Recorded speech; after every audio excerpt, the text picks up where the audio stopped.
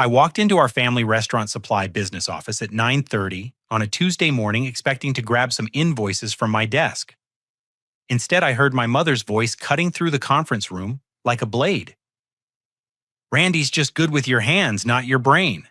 Jessica has the vision this company needs." Through the glass partition, I watched my parents signing legal documents with my younger sister, Jessica. My stomach dropped as I recognized the letterhead from our family attorney. They were transferring full ownership to her without telling me. For 3 years, I'd worked 60-hour weeks without pay rebuilding client relationships after our near bankruptcy. The papers were already signed.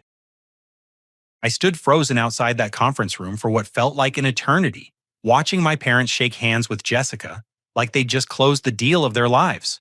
My sister wore her best navy blazer and that confident smile she'd perfected during her MBA program at State University, the same smile that had charmed professors and landing her dean's list recognition for 2 consecutive semesters. When they finally noticed me standing there, the room fell silent. My father, Tom, a 68-year-old man who'd built this business from nothing 30 years ago, couldn't meet my eyes.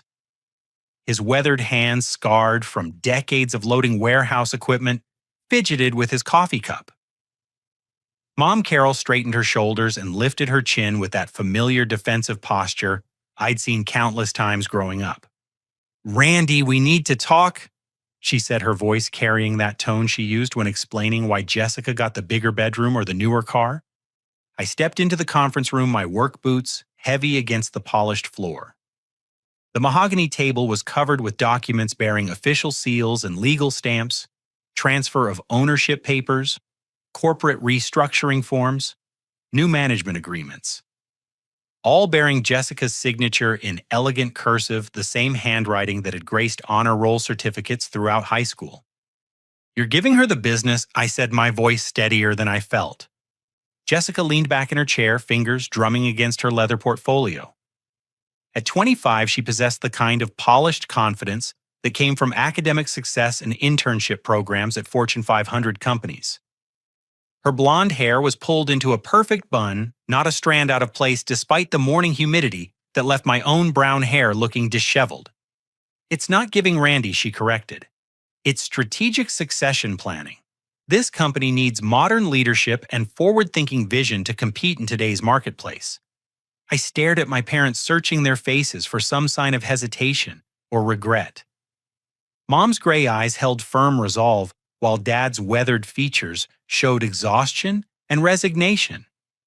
These were the same people who'd called me their miracle worker when I single-handedly prevented bankruptcy 3 years ago. "I've been working here since I graduated college," I said. "Mechanical engineering degree. Remember, I've rebuilt every supplier relationship we lost during the financial crisis. I redesigned our entire warehouse system to increase efficiency by 40%. I personally delivered emergency orders during blizzards to keep clients happy." Mom waved her hand dismissively. "That's exactly what we mean, honey. You're wonderful with your hands fixing things and moving boxes. But Jessica understands business strategy, market analysis, and growth projections. She has an MBA. The words hit like physical blows. Wonderful with my hands. As if my engineering degree was equivalent to a high school shop class. As if the relationships I'd rebuilt through personal dedication and technical expertise were just manual labor. "Show him the presentation," Dad said, quietly speaking for the first time since I'd entered the room. Jessica opened her laptop with practiced efficiency, revealing a PowerPoint presentation titled "Modernizing Operations for Competitive Advantage." Slide after slide displayed projected revenue increases, market expansion strategies, and digital transformation initiatives. Graphs showed potential growth trajectories that would double our current client base within 5 years. "I've identified key inefficiencies in our current operations," she explained, clicking through charts and statistics. "We're leaving money on the table by maintaining outdated relationship-based sales models instead of implementing modern customer relationship management systems. Our warehouse operations could be streamlined through automation and computerized inventory tracking. I watched her presentation with growing dismay. Every efficiency she wanted to eliminate represented relationships I'd carefully rebuilt. Every automation she proposed would eliminate jobs held by loyal employees who'd stayed with us through the bankruptcy crisis. "What about Marcus?" I asked. "He supervised our warehouse for 15 years. What about Angela in the office?" "She knows every client personally." Jessica's expression remained professionally neutral. Workforce optimization is part of any successful transformation. We'll retain employees whose skills align with our modernized operations. The clinical language couldn't mask the reality. She was planning to fire people who'd been like family to me, people who'd worked extra hours without complaint when we couldn't afford overtime, people who'd taken temporary pay cuts to keep the business afloat. "I've already scheduled meetings with potential investors," Jessica continued. "Companies that specialize in supply chain modernization are very interested in partnerships that could expand our geographical reach and increase operational efficiency." I felt the walls closing in around me. This wasn't just about ownership transfer. This was about transforming everything I'd worked to rebuild into something completely different. Something that would erase the personal touch and genuine relationships that had saved us from bankruptcy.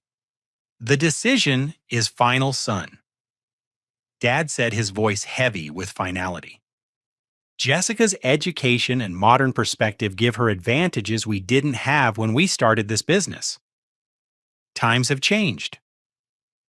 I looked around the room one more time, seeing my family with new clarity. Mom's proud expression as she gazed at Jessica. Dad's resigned acceptance of decisions he didn't fully understand. Jessica's confident satisfaction at achieving her goal of corporate control. Then came the moment that shattered everything I thought I knew about my place in this family. Jessica reached into her briefcase and pulled out another folder, this one marked with my name. "Actually, Randy, since you're here, we should discuss your future role in the company," she said with the same tone she might use to discuss weather forecasts. "I've prepared a revised position description that better aligns your skills with operational needs." She slid the papers across the table toward me.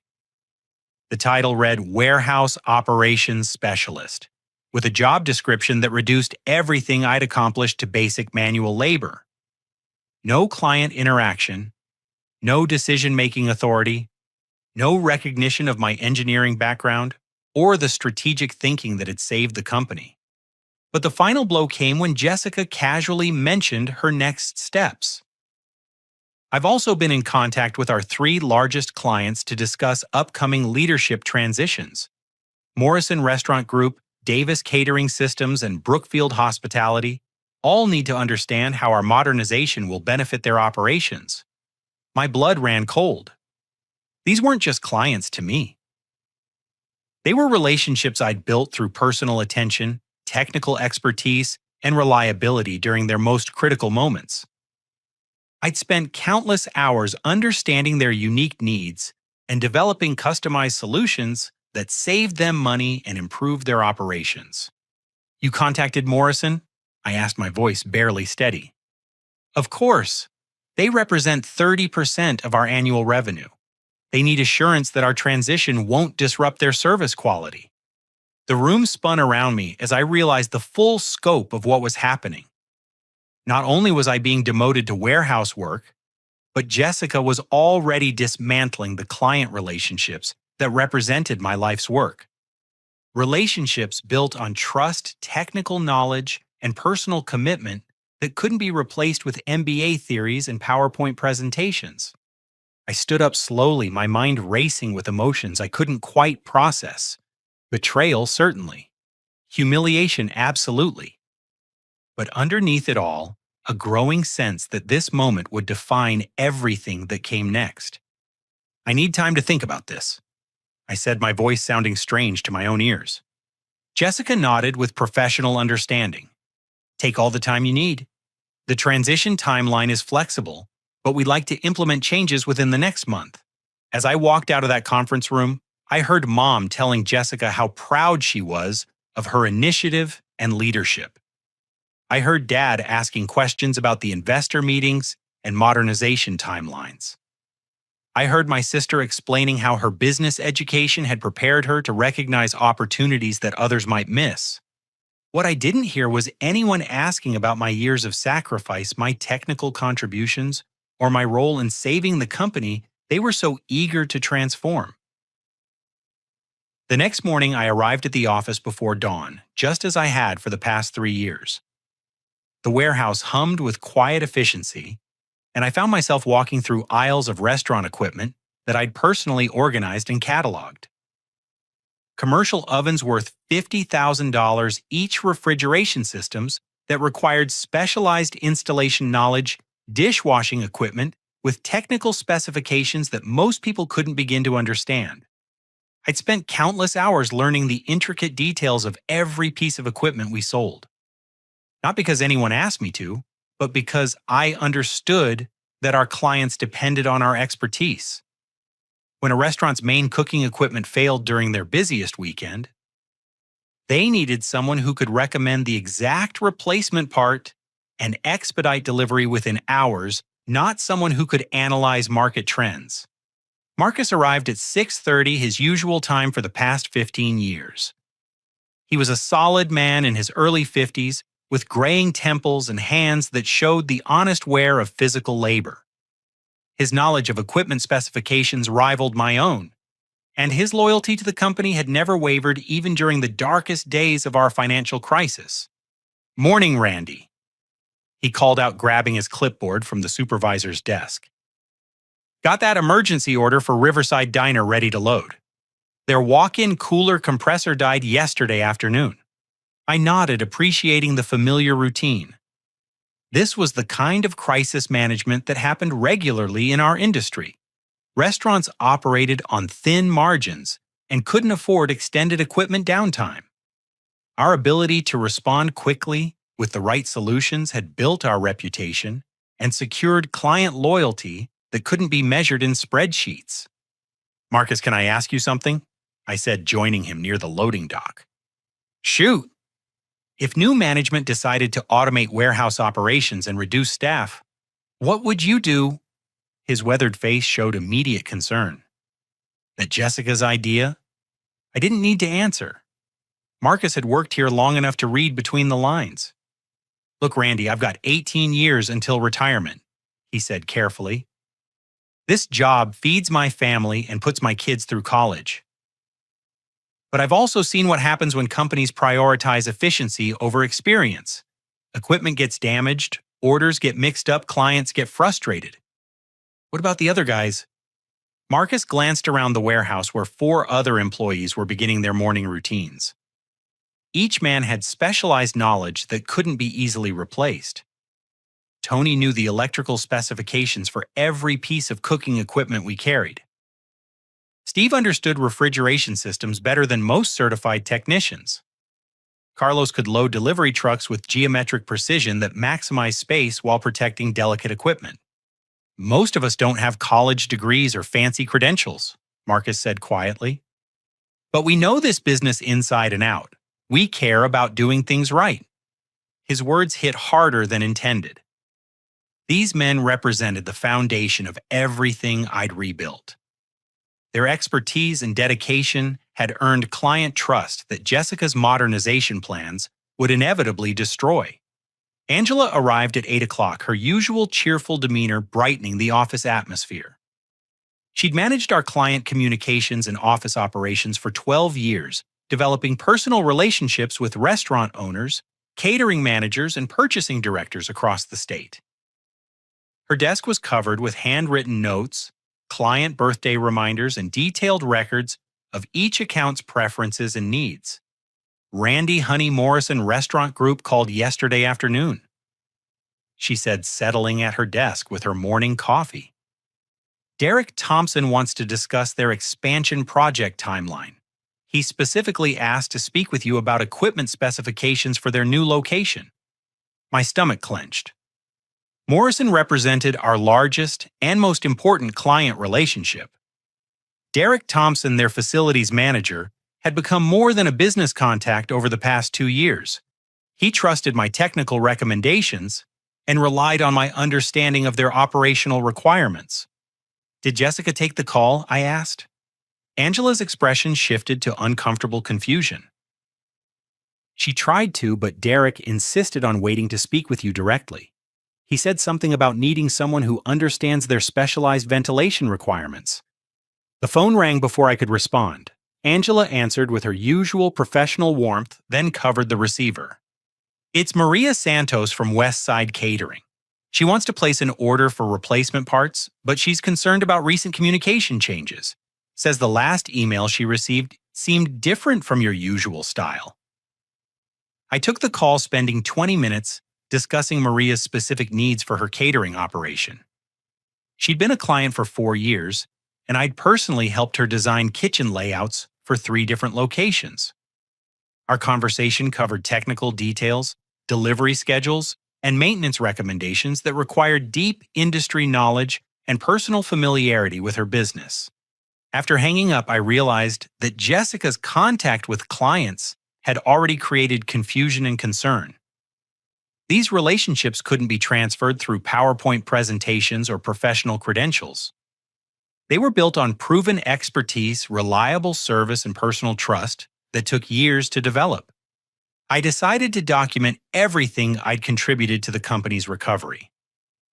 Spreading financial records and client files across the conference table, I created a detailed timeline of my efforts since joining the business 3 years ago. The numbers told a compelling story. When I started, the company owed $200,000 to suppliers, had lost 6 major clients due to service failures, and was operating at a 30% loss. Collection agencies called daily, and our industry reputation was damaged almost beyond repair.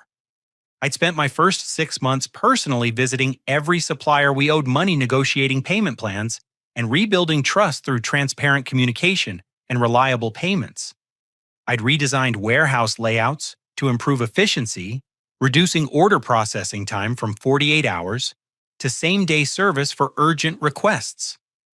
I'd implemented quality control procedures that eliminated equipment damage during shipping and storage. Most importantly, I'd rebuilt client relationships through consistent excellence. Morrison Restaurant Group had returned after 18 months of working with competitors. Davis Catering Systems had increased their order volume by 60%. Brookfield Hospitality had signed an exclusive service contract that guaranteed steady revenue for the next 3 years.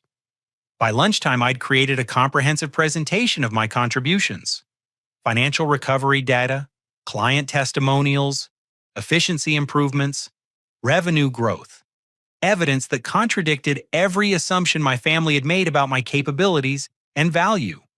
I found my parents in Dad's office reviewing Jessica's business plan and discussing implementation timelines. They looked up when I knocked, their expressions showing mild annoyance at the interruption. I wanted to share some information about my role in the company's recovery, I said, placing my documentation on Dad's desk. For the next 30 minutes, I walked them through 3 years of financial data, operational improvements, and client relationship management. I showed them before and after photographs of warehouse organization. I presented client retention statistics and revenue growth charts. I explained technical solutions I'd developed for complex equipment problems. Dad studied the numbers with growing attention, his business instincts recognizing the significance of what I was showing him. But Mom's expression remained skeptical and defensive. "This is all very nice, Randy," she said when I finished. "But you're missing the bigger picture.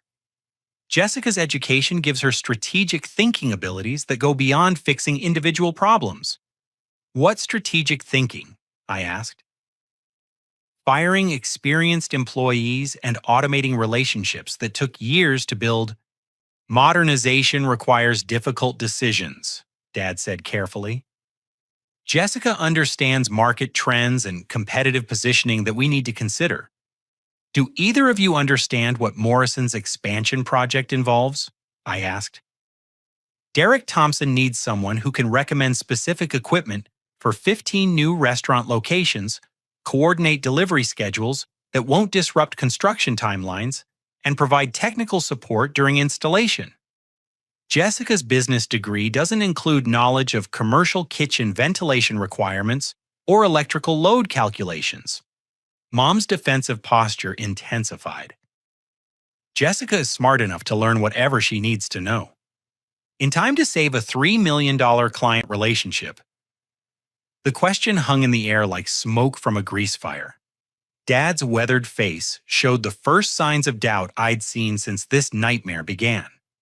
But then Jessica appeared in the doorway carrying another folder and wearing that confident smile that seemed to answer every question before it was asked.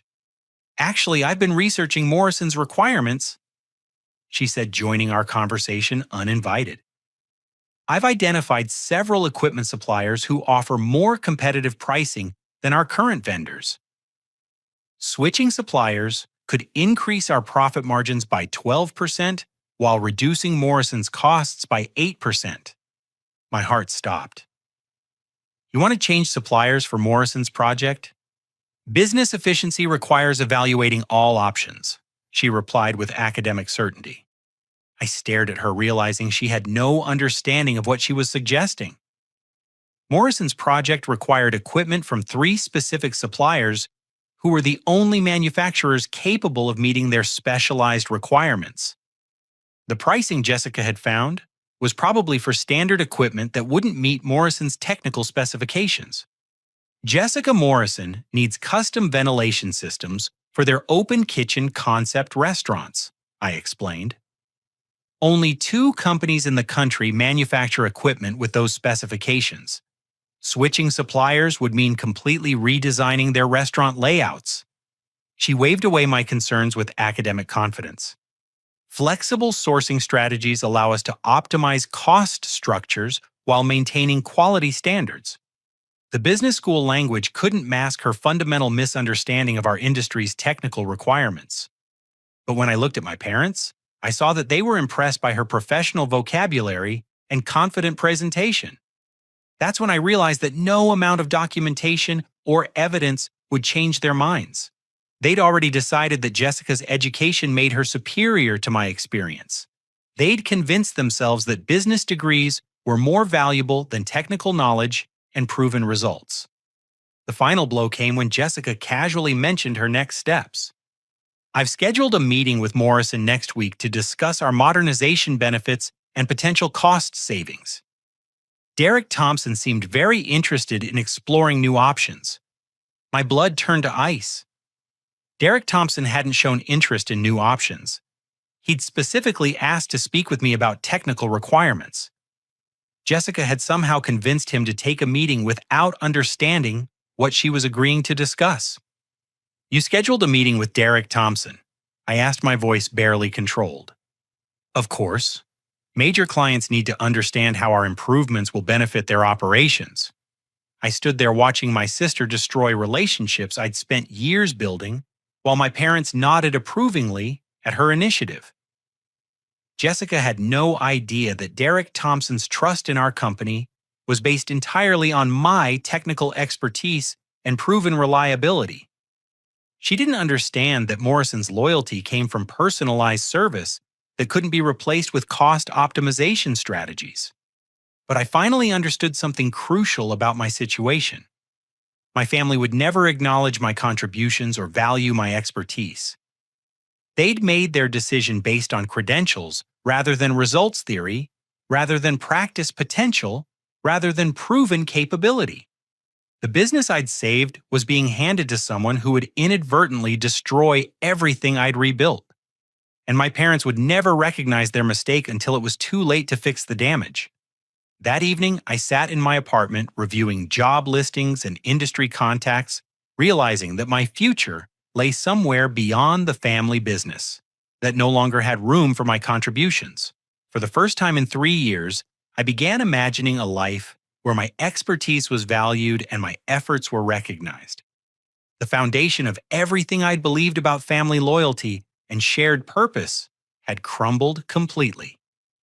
But perhaps that destruction would create space for something better to grow.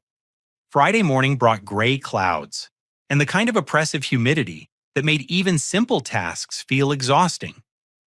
I arrived at the warehouse early, hoping to find some clarity in the familiar routines of inventory management and order processing.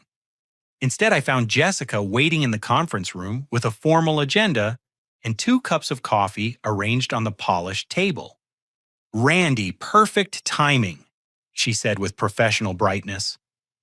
"I've prepared materials for our discussion about your future role in the modernized company structure."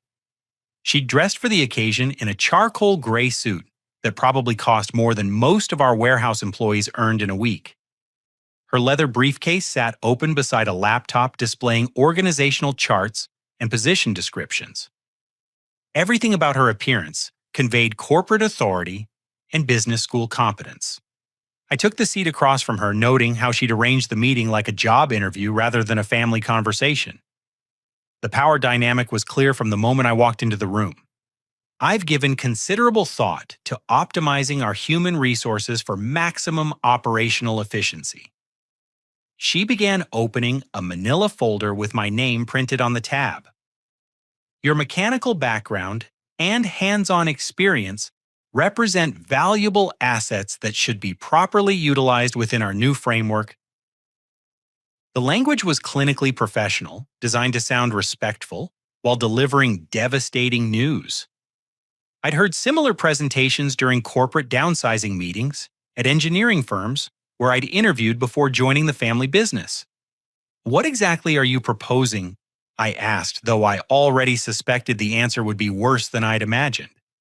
Jessica turned her laptop screen toward me, displaying an organizational chart that reduced my 3 years of management responsibility to a single box labeled Operations Specialist, buried 2 levels below her position as Chief Executive Officer. "Your new role focuses on your core competencies," she explained with consultant efficiency. "Warehouse coordination, equipment handling, and basic client support under direct supervision. This eliminates the stress of decision-making responsibilities while allowing you to contribute in areas where your skills are most naturally suited." I stared at the chart, seeing myself reduced to the level of entry-level warehouse workers, despite my engineering degree and proven leadership during the company's recovery. No authority over supplier relationships, no input on client services, no recognition of the strategic thinking that had saved the business from bankruptcy. "Who would supervise my work?" I asked. "David Peterson, our new operations consultant, will oversee all warehouse and fulfillment activities. He brings extensive experience in supply chain optimization from his previous role with a national distribution company." I'd never heard of David Peterson, but the title Operations Consultant suggested another expensive MBA hire who would apply theoretical knowledge to practical problems he'd never personally handled. "What about client relationships? Morrison Davis Catering, Brookfield Hospitality?" Jessica's expression showed mild irritation at my questions. "Client management will transition to professional account executives who understand modern customer relationship strategies. Your technical knowledge will be available for consultation when needed, but strategic client interactions require different skill sets." The words felt like physical blows. Client relationships I'd spent years building would be handed to strangers with credentials, but no personal history or technical expertise. Morrison's Derek Thompson, who trusted my recommendations completely, would suddenly be dealing with account executives trained in generic sales techniques. "Jessica, these clients don't want account executives. They want technical expertise and personal relationships. Derek Thompson calls me directly when he has equipment problems because he knows I understand his operational requirements." She made notes on her tablet with the patience of someone explaining basic concepts to a confused child. "Relationship-based sales models are outdated in competitive markets," she said. "Professional account management provides consistent service quality, regardless of individual personalities or preferences." I felt something breaking inside my chest, like a cable snapping under too much tension. She was describing the destruction of everything that made our company successful, presenting it as modernization that would improve efficiency. "What if I don't accept this new position?" I asked. Jessica's professional mask slipped for just a moment, revealing something colder underneath. Obviously, employment decisions are personal choices, she said carefully. But I should mention that our consultant has recommended significant workforce reductions as part of our efficiency improvements. Employees who adapt to new structures will have better long-term prospects than those who resist change. The threat was clear despite her diplomatic language. Accept the demotion or face unemployment. Either way, my role in the company would be eliminated or minimized beyond recognition. I'd like to speak with Mom and Dad about this, I said. They've already reviewed and approved the organizational restructuring. Dad specifically mentioned that reducing your management stress would probably improve your overall job satisfaction. The betrayal cut deeper than anything that had come before. My parents had discussed my demotion and decided it was in my best interest to be relieved of responsibilities I'd handled successfully for 3 years. Jessica continued her presentation as if my emotional state was irrelevant to the business discussion. She outlined reporting structures, performance metrics, and quarterly review processes that would monitor my productivity in the warehouse. She explained how automated systems would track my efficiency and identify areas for improvement. Your starting position includes a modest salary reduction to reflect the adjusted responsibility level, she added casually. But performance bonuses will be available based on measurable productivity targets. I would be working for less money with no authority, under constant supervision, in a job that utilized none of my education or expertise. Meanwhile, strangers would manage relationships I'd built through years of personal dedication and technical competence. The conference room felt increasingly claustrophobic as Jessica detailed the monitoring systems and performance requirements that would govern my diminished role. Security cameras would track warehouse productivity. Computer systems would log my time and efficiency ratings. Monthly reviews would evaluate my attitude and cooperation with new management procedures. I'll need your decision by Monday, she concluded, closing her laptop with finality. The transition timeline requires prompt implementation of new structures and responsibilities. As she gathered her materials, Jessica's expression showed satisfaction at completing a difficult but necessary task. In her mind, she was offering me generous accommodation despite my obvious limitations. She was providing employment for someone whose skills didn't align with modern business requirements. One more thing, she added almost as an afterthought. David Peterson will be conducting individual assessments of all current employees over the next 2 weeks. This includes reviewing past performance, evaluating skill sets, and determining optimal staffing levels for our modernized operations. The message was unmistakable. Everyone's job was being evaluated by someone with no understanding of our industry or appreciation for the relationships that sustained our business. Marcus, who'd supervised warehouse operations for 15 years, Angela, who knew every client personally, Tony, Steve, and Carlos, whose combined expertise represented decades of specialized knowledge. I left that meeting understanding that Jessica's modernization plan would destroy more than my career. It would eliminate the human foundation that distinguished our company from larger competitors. The personal service and technical expertise that had rebuilt our reputation would be replaced with generic efficiency and corporate protocols. That afternoon, I walked through the warehouse watching Marcus coordinate a complex delivery schedule that required precise timing and specialized handling procedures.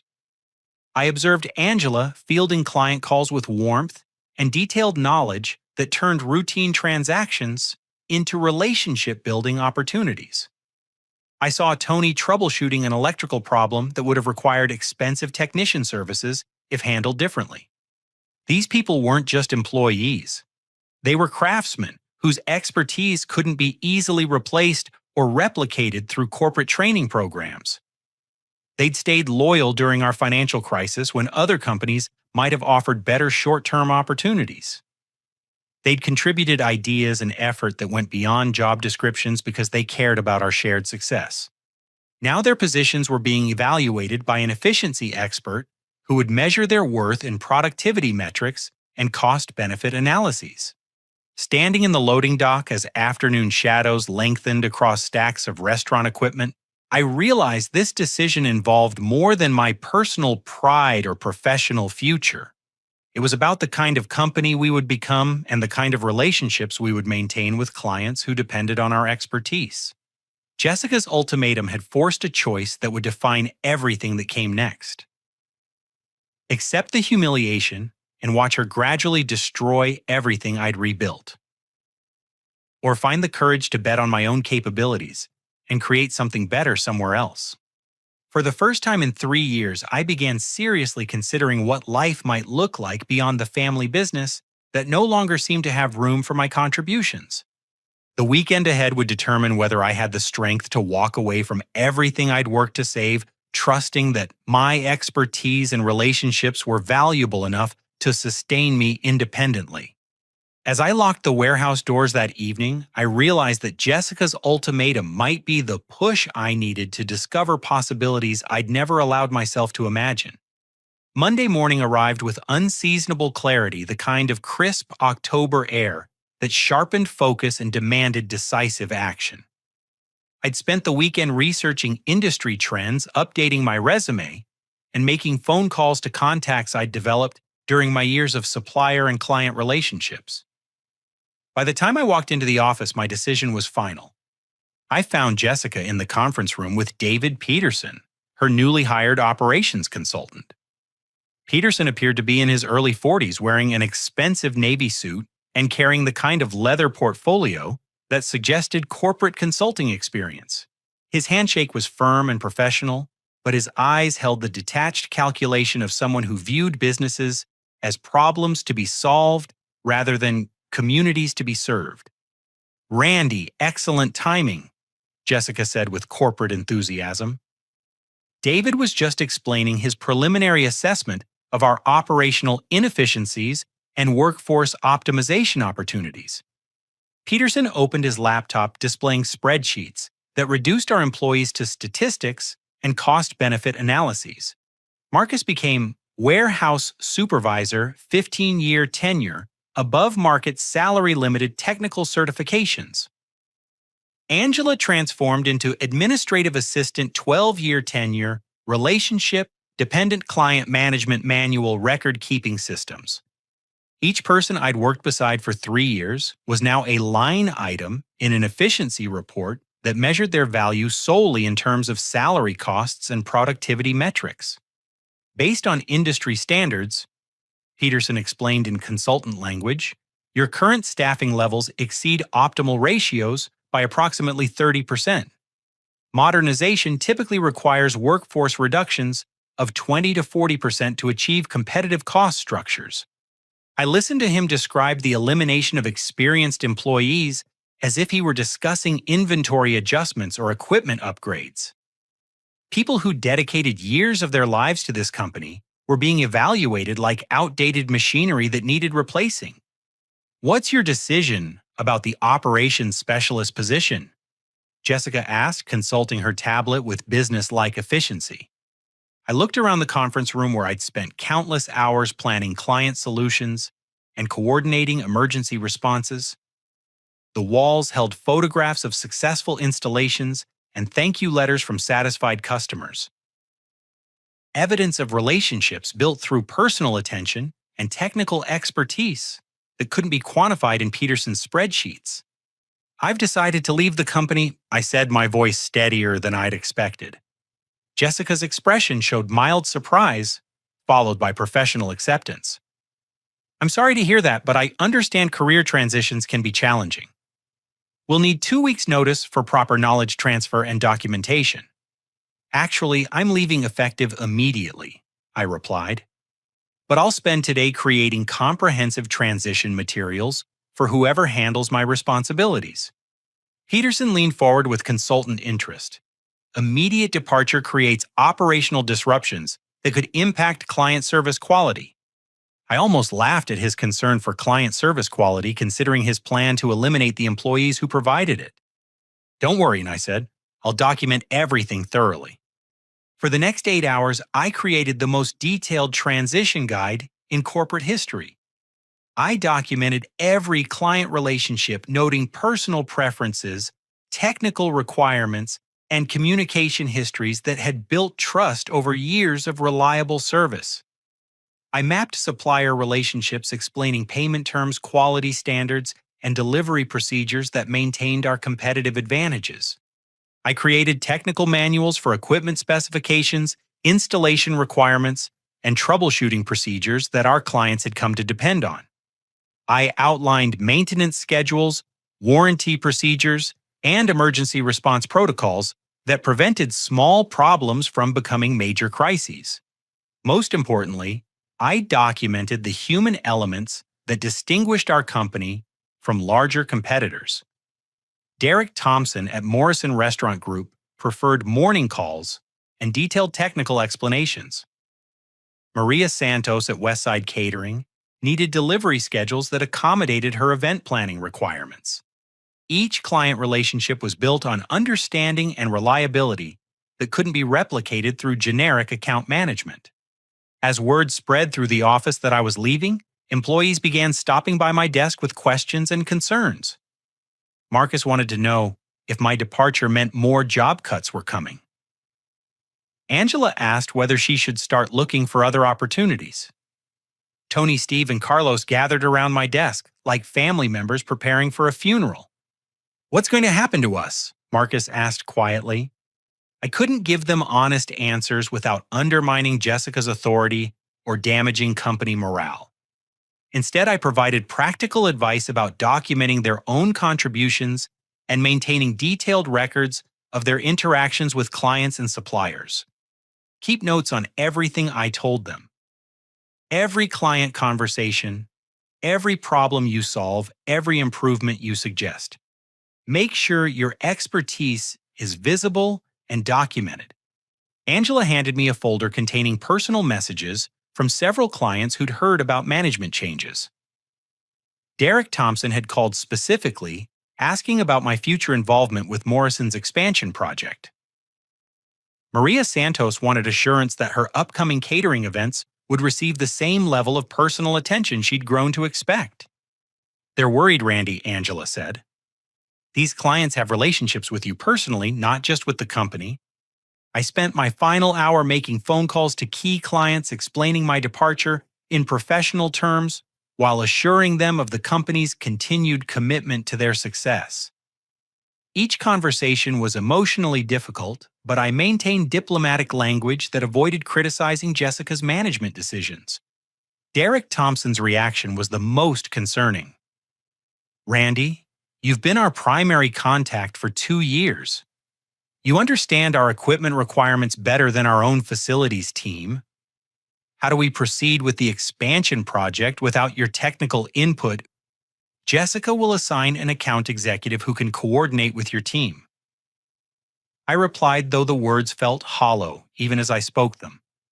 "An account executive, Randy, we need someone who understands commercial kitchen ventilation systems and electrical load calculations. We need someone who can recommend solutions when problems arise during installation." His concern was justified and professional. Morrison's expansion involved 15 new restaurant locations with customized equipment requirements that demanded deep technical knowledge and proven industry expertise. "I'm sure Jessica will find someone qualified to handle your project." I said, though I knew no such person existed within the company or could be hired quickly enough to maintain project timelines. My final task was meeting with Jessica to transfer keys, company, credit cards, and access codes for various systems and facilities.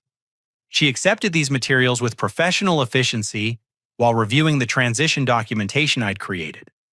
"This is very thorough," she acknowledged, "though I suspect some of these relationship details are overstated. Professional account management should be able to handle client needs without requiring personal friendships." Her dismissal of relationship-based service revealed everything about her fundamental misunderstanding of our industry. In the restaurant supply business, personal trust and technical expertise created competitive advantages that couldn't be replicated through corporate training programs. As I packed personal items for my desk, I found myself looking at photographs and mementos from successful projects and satisfied clients. A thank you card from a restaurant owner whose grand opening I'd saved by expediting emergency equipment delivery. A coffee mug from Morrison Restaurant Group commemorating a particularly complex installation project. A paperweight from Westside Catering expressing appreciation for years of reliable service. These weren't just business relationships. They were partnerships built on mutual respect and proven competence that had sustained both our company and our clients through various challenges and opportunities. Walking through the warehouse one final time, I realized that my departure marked the end of an era for this business.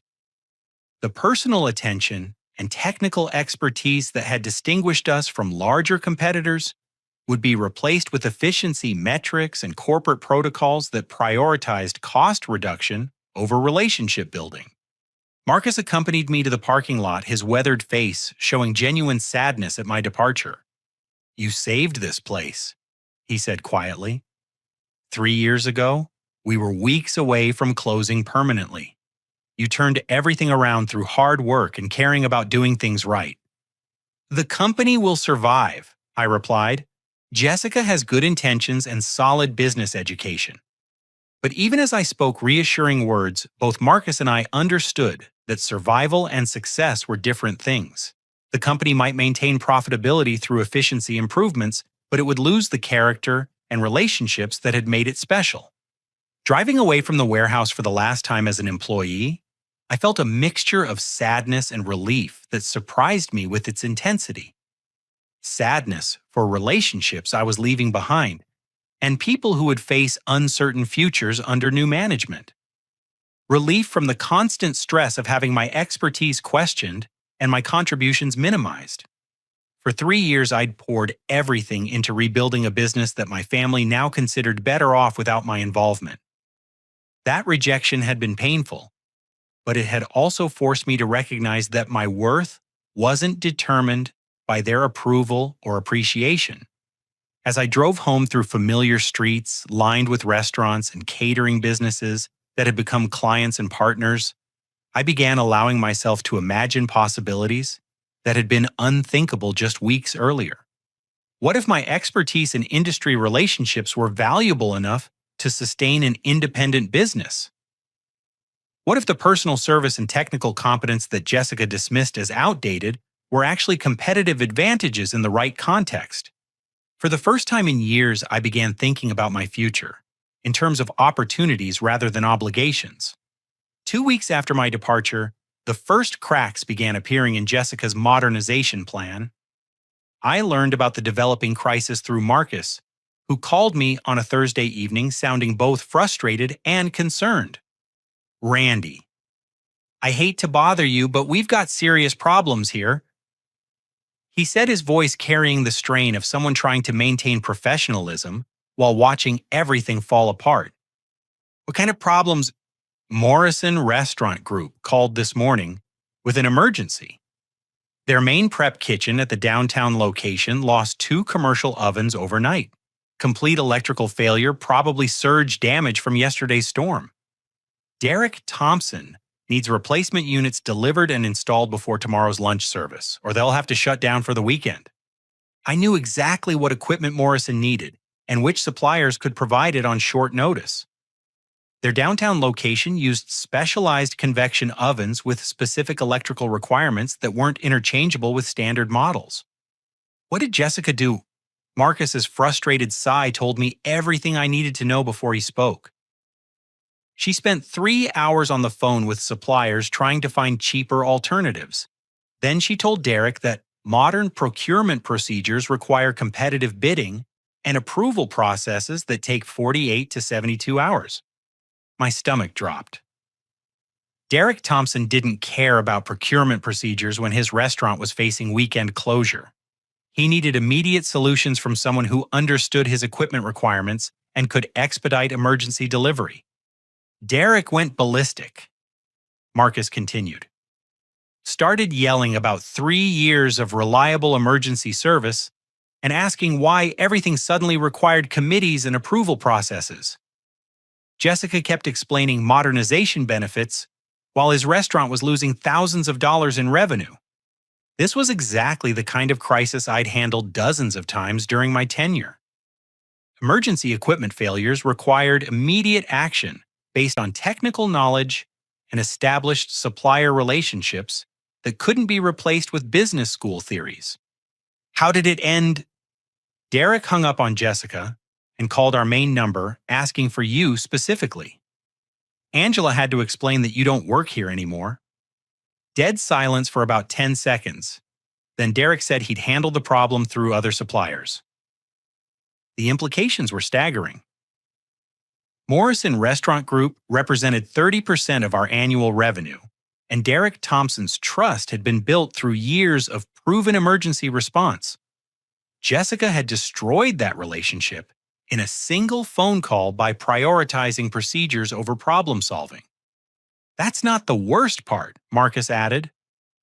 David Peterson, the consultant, told Jessica that emergency service requests should be charged premium rates because they disrupt normal operational efficiency. He recommended a surcharge structure that would double costs for same-day delivery. I felt sick listening to this account of corporate consulting, destroying practical business relationships. Emergency service wasn't an inconvenience to be monetized. It was the foundation of client loyalty that distinguished us from competitors who couldn't or wouldn't respond when customers faced genuine crises. The next morning, Angela called with more disturbing news. "Randy, honey, I know you don't work here anymore, but I thought you should know what's happening with our other clients." Her voice carried the kind of worried uncertainty that came from watching experienced systems being dismantled by people who didn't understand their purpose. Maria Santos called yesterday about her weekend catering event for 300 people. She needed confirmation that her rented warming equipment would be delivered Friday morning as scheduled. I transferred her to Jessica, who spent 20 minutes explaining our new client communication protocols and online tracking systems. What did Maria need to know? Just that the equipment would arrive on time. A 30-second conversation that turned into a lecture about modernization benefits. Maria finally interrupted and asked to speak with you directly. When I explained you're no longer with the company, she got very quiet and said she'd call back later. Maria Santos had been a client for 4 years, and our relationship was built on simple reliability and personal attention. She needed equipment suppliers she could trust completely when managing events for hundreds of people. Complicated communication protocols and online tracking systems created barriers rather than improvements to service quality. Did she call back? Not yet, but I'm worried she's shopping around with other suppliers. The phone rang while we were talking, and Angela asked me to hold while she took the call. When she returned, her voice carried new stress. That was Brookfield Hospitality. They're expanding their conference center kitchen and need technical recommendations for equipment that can handle increased volume while maintaining quality standards. They specifically requested whoever replaced you in technical consulting.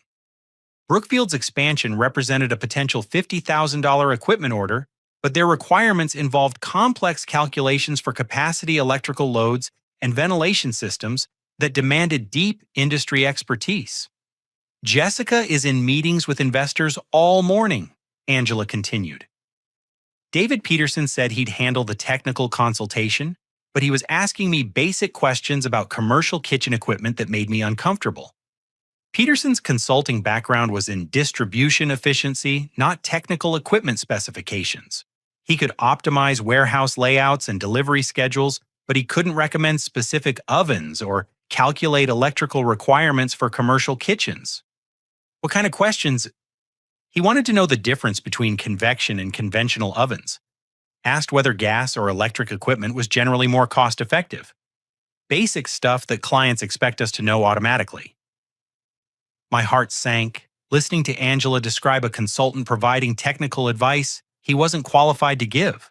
Brookfield's conference center expansion required sophisticated equipment recommendations based on volume projections, menu requirements, and operational workflows that took years to understand properly.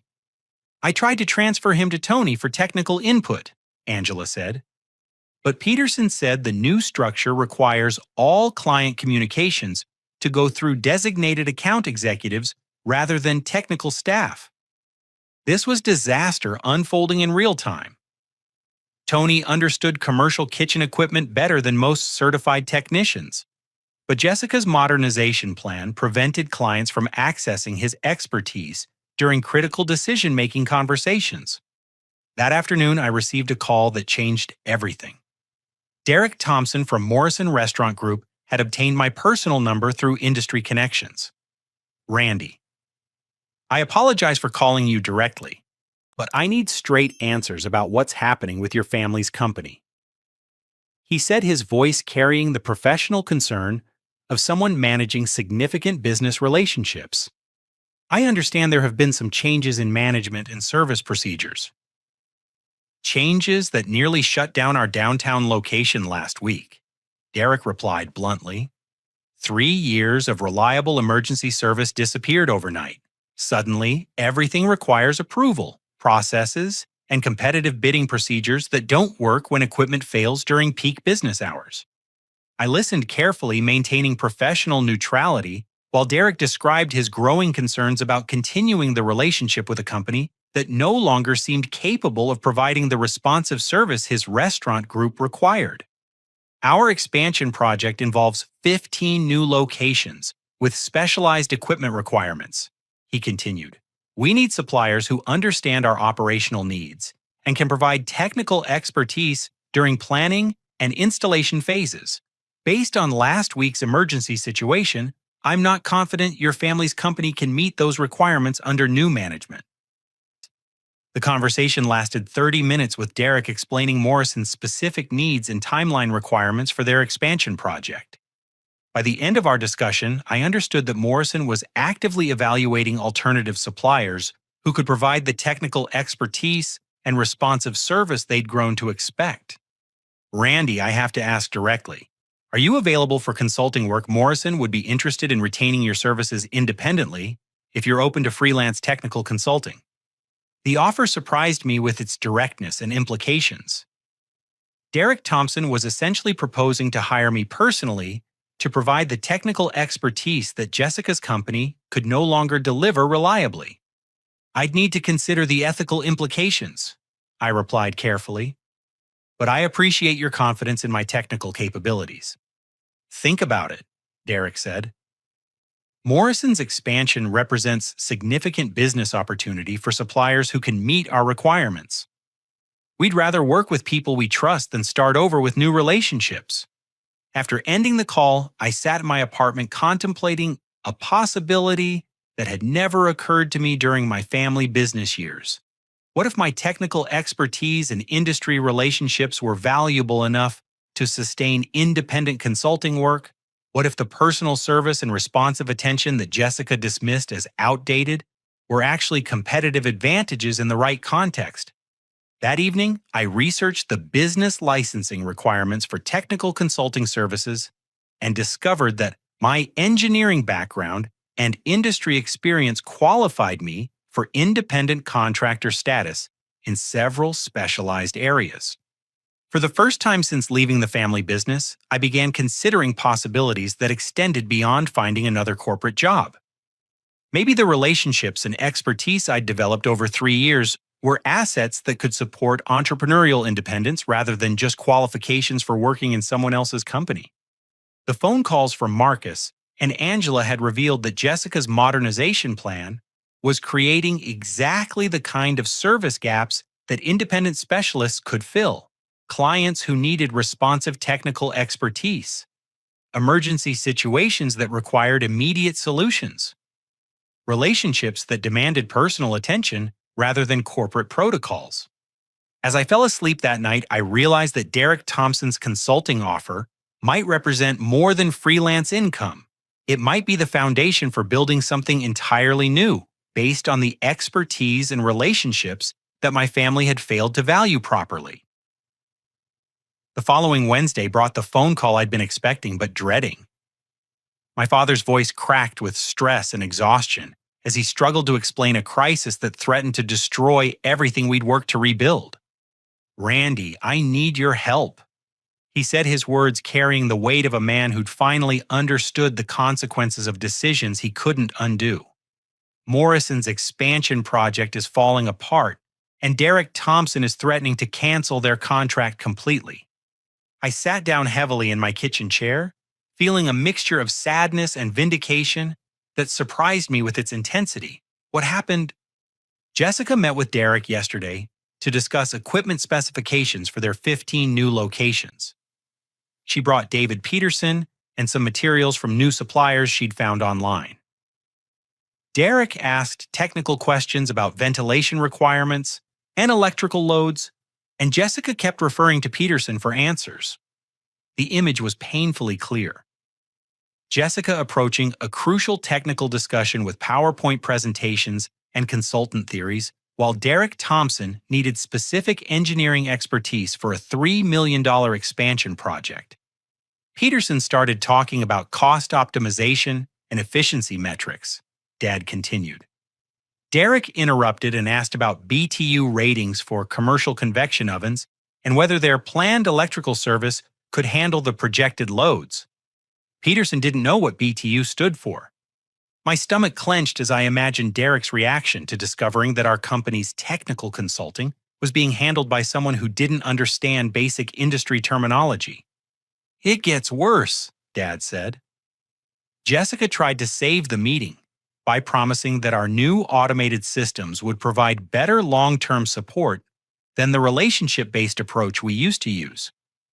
Derek asked her to explain how automated systems would help when a restaurant's equipment failed during peak hours and needed immediate replacement. The question exposed the fundamental flaw in Jessica's modernization philosophy. Automated systems could track inventory and process routine orders, but they couldn't provide the emergency response and technical problem-solving that sustained client loyalty during genuine crises. Jessica couldn't answer the question. Dad continued. She kept talking about efficiency improvements and cost reductions, while Derek was asking about emergency service capabilities and technical expertise. Finally, Derek stood up and said that Morrison needs suppliers who understand restaurant operations, not companies experimenting with business theories. I could picture Derek's professional frustration at watching a crucial business relationship deteriorate due to misplaced priorities and inadequate expertise. Did he cancel the contract? Not officially, but he said Morrison would be evaluating other suppliers for the expansion project. $3 million in potential business, Randy, 30% of our annual revenue. The numbers represented more than financial loss. Morrison's contract provided stable cash flow that allowed us to maintain inventory levels, honor supplier payment terms, and invest in equipment and facilities that supported other client relationships. Dad, I'm sorry this is happening, but I warned you about the risks of replacing technical expertise with business theories. I know, son. I know. His voice carried genuine remorse and the kind of exhaustion that comes from watching disaster unfold in slow motion. But there's more. Maria Santos canceled her equipment rental contract for next month's catering season. She said our new communication procedures were too complicated for urgent requests. Maria Santos represented 4 years of reliable business based on simple, personal service and flexible response to her changing needs. Her catering operation depended on equipment suppliers who could adapt quickly to event requirements and last-minute changes. Brookfield Hospitality postponed their expansion indefinitely, Dad added. They said our technical consultation didn't meet their expectations for kitchen design expertise. Each lost client represented relationships I'd spent years building through proven competence and personal attention. Brookfield's postponement was particularly painful because their expansion had been planned for over a year, with detailed discussions about equipment specifications and installation timelines. What does Jessica say about all this? She blames the consultant, says David Peterson oversold his technical capabilities and didn't understand our industry requirements. She's already started looking for replacement consulting services. The blame shifting was predictable, but irrelevant to clients who'd already lost confidence in our company's ability to to provide reliable service and expertise. Randy, I have to ask, Dad said, his voice dropping to a whisper. Derek Thompson specifically requested your contact information. He said Morrison would be interested in technical consulting services if you were available independently. The moment I'd been anticipating had finally arrived. My father was acknowledging that the technical expertise he'd dismissed as good with your hands was actually the foundation of client relationships that sustained the business. What are you asking me to do? Could you help us save the Morrison contract? Maybe as a consultant or contractor, we could work out compensation in terms that recognize your expertise properly.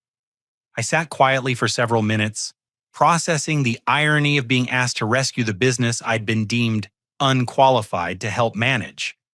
Dad, the problems go deeper than Morrison's contract. Jessica's modernization plan is systematically destroying the relationships and expertise that made us competitive. Bringing me back as a consultant won't solve the fundamental issues. What do you mean? Marcus told me that David Peterson recommended premium surcharges for emergency service calls. Maria canceled because your new communication procedures made simple requests complicated. Brookfield postponed because they couldn't get technical expertise when they needed it. Each example represented Jessica's failure to understand that personal service and responsive expertise were competitive advantages rather than inefficiencies to be eliminated. The business model that saved us from bankruptcy 3 years ago is being replaced with corporate theories that don't work in our industry. I continued. Clients don't want automated systems and account executives. They want technical knowledge and personal relationships that solve problems quickly and reliably. Dad's long silence revealed his growing understanding of mistakes that couldn't be easily corrected. What would it take to fix this? He asked finally. Fundamental changes that Jessica would never accept. Returning to relationship-based service, hiring technical staff instead of consultants, prioritizing client needs over efficiency metrics. Would you consider coming back if we made those changes? The question hung in the air like smoke from an electrical fire.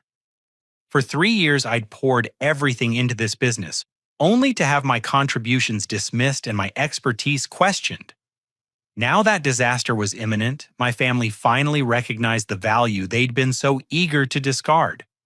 Dad, I've already started something new, I said, surprised by the clarity in my own voice. Derek Thompson hired me yesterday as an independent technical consultant for Morrison's expansion project. The silence that followed was profound and telling. You took the Morrison contract. Dad's voice mixed shock with something that might have been respect. Derek called me directly after your meeting yesterday. Morrison needs technical expertise and responsive service for their expansion project. They don't care about efficiency metrics or modernization theories. They want someone who understands their operational requirements and can solve problems when they arise. I explained how Derek's frustration with Jessica's approach had led him to seek alternatives that could provide the technical competence and personal attention Morrison's expansion required. He offered me a consulting contract for all 15 new locations, I continued. Equipment specifications, installation oversight, ongoing technical support. Everything Jessica's company used to provide before modernization eliminated the expertise that made it valuable. Dad's breathing was audible over the phone as he processed the implications of what I was telling him. Randy Morrison was our biggest client. I understand that. But they need technical expertise that your company no longer provides under Jessica's management. They can't afford to gamble on consultants who don't know industry basics when they're investing millions in new locations. For the first time in our conversation, Dad seemed to grasp the full scope of what Jessica's changes had cost the business. Not just Morton's contract, but the technical foundation that distinguished us from larger competitors who offered lower prices but couldn't match our specialized knowledge and responsive service. What happens now? He asked. I don't know, Dad. That depends on whether you and Mom want to rebuild the business based on expertise and relationships or continue pursuing efficiency theories that clients don't value. The call ended with promises to discuss options and explore possibilities. But I understood that the fundamental damage couldn't be easily repaired. Jessica's modernization had destroyed client confidence and eliminated the technical capabilities that sustained competitive advantages. As I hung up the phone, I realized that my father's call represented both vindication and opportunity. Vindication that my technical expertise and relationship building had been essential to the business success my family had attributed to other factors. Opportunity to build something new based on the same principles that had saved the family business before Jessica's theories destroyed it. Derek Thompson's consulting contract was just the beginning. If I could successfully manage Morrison's expansion project, other clients would likely follow. The personal service and technical expertise that Jessica dismissed as outdated might actually be the foundation for independent success that exceeded anything I'd achieved within the family business structure. For the first time since leaving the company, I began imagining a future built on my own terms, rather than family expectations that had never aligned with my actual contributions. 6 months later, I stood in the office of Precision Supply Solutions, my own company reviewing contracts that represented everything I'd learned about the restaurant equipment industry and the relationships that sustain successful businesses. The office was modest but professional, located in a converted warehouse that allowed me to maintain inventory while keeping overhead costs reasonable. Derek Thompson sat across from my desk, signing the final paperwork for Morton Restaurant Group's expansion project. All 15 locations were now operational, each equipped with systems I'd personally specified and overseen during installation. The project had been completed on schedule and under budget, with 0 equipment failures during the critical opening phases. "Randy, this has been the smoothest expansion we've ever managed." Derek said, his satisfaction evident in both his expression and the generous referral bonus he'd just authorized. "Your technical expertise and hands-on approach saved us at least 6 months of delays and probably $100,000 in change orders." The success of Morrison's project had exceeded my own expectations. By focusing on technical competence and personal service, rather than efficiency metrics and corporate protocols, I'd been able to provide exactly the kind of responsive expertise that restaurant operations required. "The best part," Derek continued, "is knowing that when problems arise, we can call you directly and get immediate solutions instead of navigating approval processes and consultant reviews." His comment highlighted the fundamental difference between my approach and Jessica's modernization theories. Clients valued reliability and responsiveness over organizational charts and procedure manuals. "I've already recommended your services to 3 other restaurant groups," Derek added. "They're all dealing with suppliers who prioritize cost reduction over technical expertise. There's definitely market demand for what you're providing." As Derek left to catch his flight back to corporate headquarters, I reflected on the journey that had brought me from family business employee to independent entrepreneur. The technical knowledge and relationship building skills that my parents had dismissed as inadequate had become the foundation for business success that exceeded anything I'd achieved while working for them. Marcus knocked on my office door carrying inventory reports and a satisfied smile that had become his standard expression since joining Precision Supply Solutions as operations manager. "The Brookfield installation is complete," he reported. Patricia Williams called to say their kitchen staff loves the new equipment configuration. She wants to schedule planning meetings for their second conference center expansion. Marcus had been my first hire after leaving the family business, and his 15 years of warehouse experience had proven invaluable for managing inventory, coordinating deliveries, and maintaining the quality standards that distinguished us from larger competitors. "Any word from the Westside Catering Project?" Maria Santos called this morning. "The equipment you recommended for their new location exceeded capacity expectations during their first major event." She's referring 2 other catering companies who need kitchen design consultations. Each successful project generated referrals that expanded our client base organically. The personal attention and technical expertise that had sustained these relationships during my family business years continued to create competitive advantages that couldn't be replicated through automated systems or corporate protocols. Angela entered my office carrying phone messages and the kind of organized efficiency that had made her indispensable during our transition to independent operations. "Robert Chen returned your call about the logistics partnership," she said.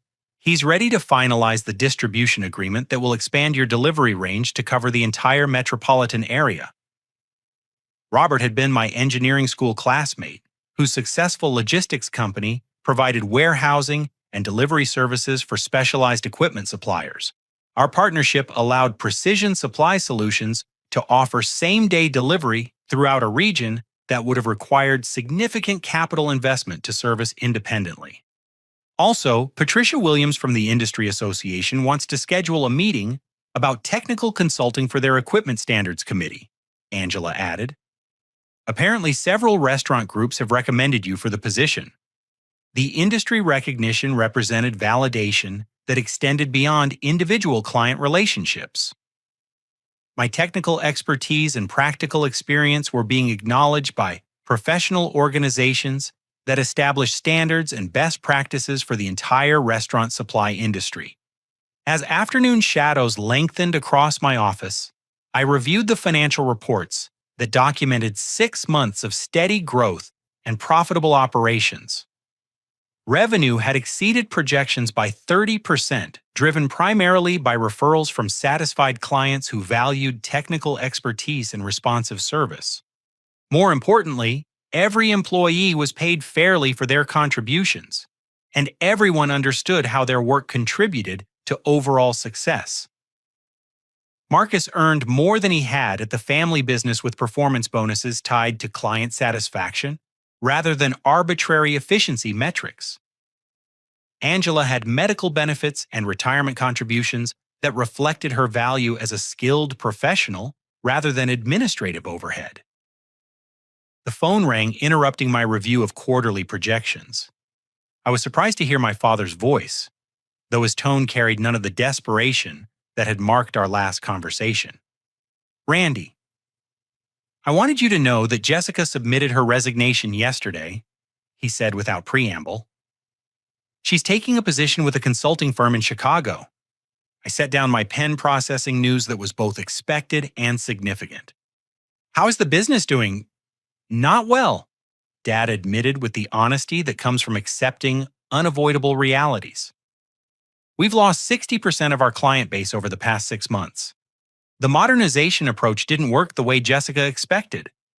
The failure wasn't surprising, but hearing confirmation was still sobering. Years of relationship building and reputation development had been destroyed in months of misguided efficiency improvements and consultant theories. David Peterson recommended selling the business assets and liquidating operations," Dad continued. "But your mother and I wanted to explore other options before making final decisions." I understood what he was asking without direct words. Would I consider returning to help rebuild what Jessica's management had destroyed? Would I be willing to rescue the family business again despite everything that had happened? "Dad, I appreciate your confidence, but my focus needs to remain on Precision Supply Solutions," I said carefully. "I've built something here based on the same principles that saved your business 3 years ago. The clients who trust me now depend on my continued attention and expertise." The silence that followed was thoughtful rather than disappointed.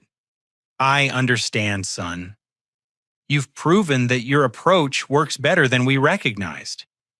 Jessica's business education couldn't replace the technical knowledge and personal relationships that actually sustain this industry. His acknowledgement carried the weight of genuine recognition and regret. "There's something else I wanted to tell you," Dad added. "Morrison Restaurant Group contacted us last week about equipment needs for their next expansion phase. Derek Thompson specifically mentioned that they're working exclusively with you now because you provide technical expertise and responsive service that other suppliers can't match." The irony was profound. The client relationship my family had lost through modernization efforts was now generating business for my independent company based on the same personal service and technical competence they'd once dismissed as inadequate. Randy, I owe you an apology for not recognizing your contributions properly. Dad said, his voice carrying emotion that surprised me. You saved our business through expertise and hard work that we should have valued more highly. Your success with your own company proves that we made serious mistakes in judgment. The apology was sincere and overdue, but it also represented acknowledgement that came too late to change the fundamental damage that had been done. I appreciate that, Dad. But I've learned that sometimes the best outcomes come from situations that initially feel like failures. We talked for another 20 minutes about industry trends, family news, and the lessons learned through difficult experiences. The conversation was more honest and respectful than any we'd shared during my years working for the family business. As evening approached, I locked the office doors and walked through the warehouse, where tomorrow's deliveries were already staged and prepared. Cases of specialized equipment bound for restaurants whose success depended partly on my technical recommendations and responsive service. The journey from dismissed family employee to successful independent entrepreneur had required courage I didn't know I possessed and faith in abilities my own family had questioned. But the vindication came not just from financial success, but from knowing that my work made meaningful differences in businesses that provided livelihoods for thousands of restaurant employees across the metropolitan area. Standing in the parking lot as streetlights began flickering on throughout the industrial district, I realized that Jessica's ultimatum had been the catalyst for discovering possibilities I'd never allowed myself to imagine. Her dismissal of my expertise had forced me to prove its value independently, creating opportunities that exceeded anything I could have achieved within the family business structure. The technical knowledge and relationship-building skills that my parents had considered inadequate were now the foundation for sustainable success built on merit rather than birthright. Clients chose to work with me because I solved their problems effectively, not because family connections guaranteed their business. 6 months ago, I'd felt humiliated and undervalued by people whose approval I'd spent years trying to earn. Tonight, I felt grateful for the push that had forced me to recognize my own worth and build something based on competence rather than entitlement. As I drove home through streets lined with restaurants whose kitchen equipment bore my professional recommendations, I understood that the greatest justice came not from my family's recognition of their mistakes, but from my own discovery of possibilities that had always existed beyond their limited vision of my capabilities. The ending wasn't just about winning or losing, it was about learning that respect cannot be inherited or demanded, only earned through proven competence and consistent character. It was about understanding that sometimes the most valuable gifts come disguised as devastating rejections. And it was about recognizing that building something meaningful often requires the courage to walk away from situations that diminish your potential, trusting that your expertise and integrity will create opportunities worthy of your best efforts. Before closing, I want to ask you something that's been on my mind throughout this entire experience. Have you ever found yourself in a situation where family members or colleagues underestimated your abilities only to discover that their dismissal actually pushed you towards something better than you originally imagined? How did you find the courage to bet on yourself when others couldn't see your true potential? I'd love to hear your stories in the comments below, and if this story resonated with your own experiences of overcoming family dynamics or workplace challenges, please hit the like button and subscribe for more content about turning professional setbacks into personal victories. Share this story with anyone who might need encouragement to recognize their own worth, especially when others fail to see it clearly. Thank you for joining me on this journey of discovery, and I hope your own path leads you toward opportunities that truly appreciate the unique expertise and dedication you bring to everything you do.